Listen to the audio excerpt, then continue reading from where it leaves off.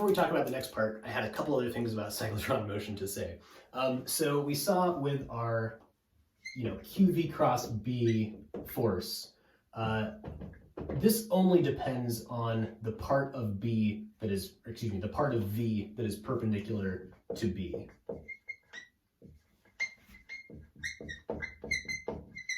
So what happens if we do have a velocity component that is in the same direction as our magnetic field? So if our magnetic field is up,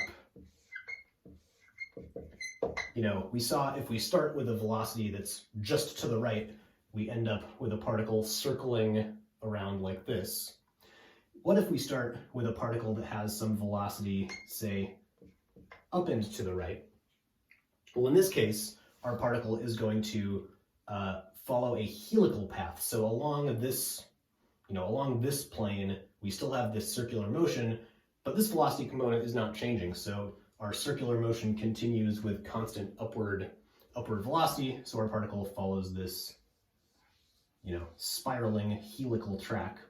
And as it does so, you can kind of think of it as orbiting these magnetic field lines. Like whatever magnetic field lines start out in the middle of your helix, they're going to stay there. And that's true even if your magnetic field turns.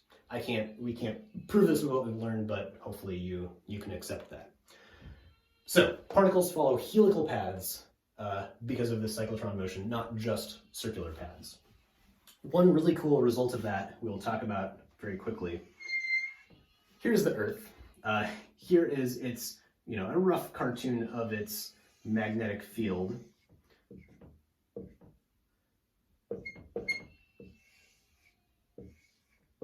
We know the magnetic field goes into the North Pole because our, at the surface, our magnetic field has to point north. So let's say we have some molecules here. I don't know, oxygen molecules, whatever, doesn't really matter.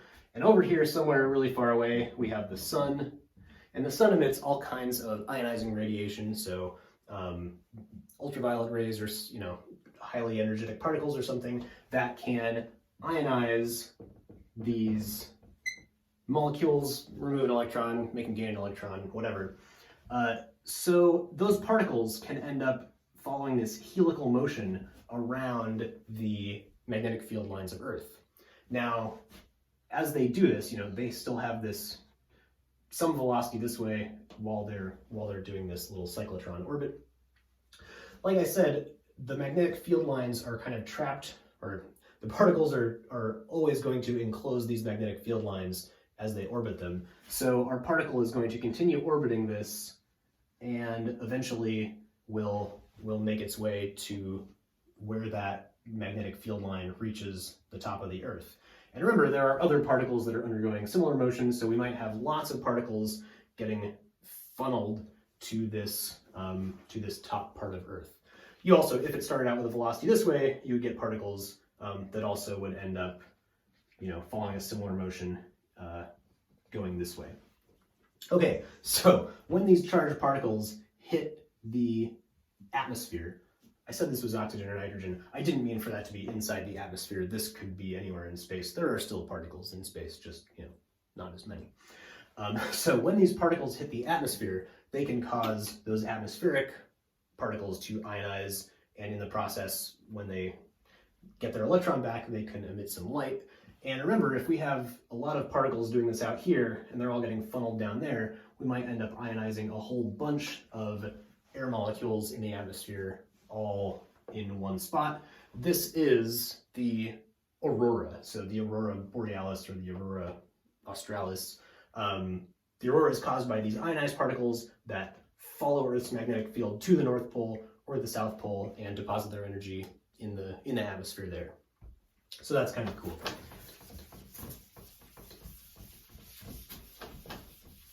I don't have anything more to add than that's pretty cool.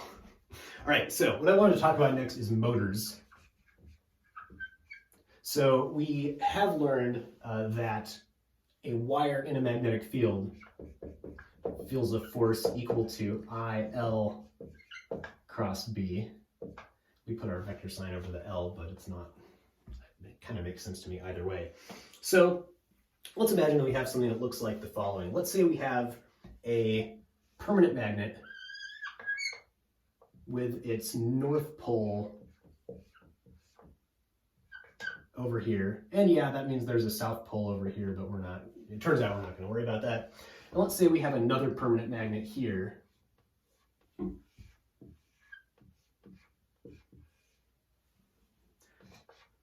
Drawing is not perfect, but it'll work.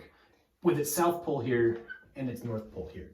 So if we have something like this, we know that between these two, the exact geometry might be a little tough to figure out, but at least we're going to have something like a magnetic field going from left to right in this region. Yeah, there'll be some fringe field out here, it'll get funny, but in here at least our magnetic field is mostly going to be left to right. Now we can imagine that we have some wire in this magnetic field, and I think I sent you guys some demo video of at least something kind of like this. Let's say we have a wire in this magnetic field that is carrying current into the board. Or, we're looking at this kind of an angle, but imagine that this is a little tilted, but this is like the into the board direction, right? So QV cross B, this wire is going to feel a force downward, right? Let's actually move this slightly, sorry.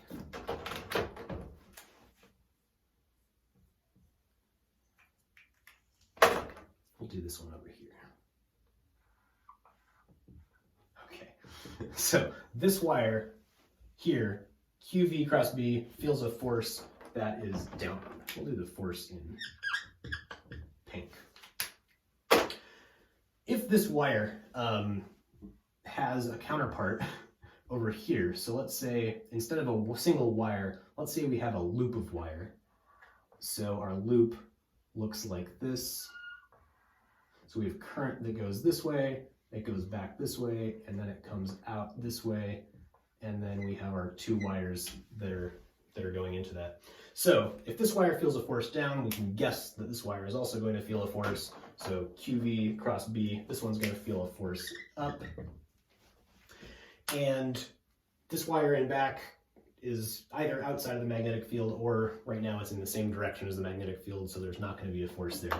So one force down, one force up. These are at different radii from this center axis. So that means we are going to have a net torque about this axis of our loop, right? We're going to have a clockwise torque around this. So if this loop of current is free to rotate, we are going to get rotational motion of this whole thing from this electric current. So we're going to get potentially some rotational velocity omega. So this is our simplest model of how a motor works. This is exactly that simplest motor. And so in making this, we are turning electrical work, so the current, pushing the current through this wire with some battery, electromotive force, something, turning that into mechanical work. There's a force on this wire that can do mechanical work. It can change the velocity, and if this is, rigidly attached to something over here, maybe it can turn a gear that turns some other wheel, and, we can get real mechanical work out of this.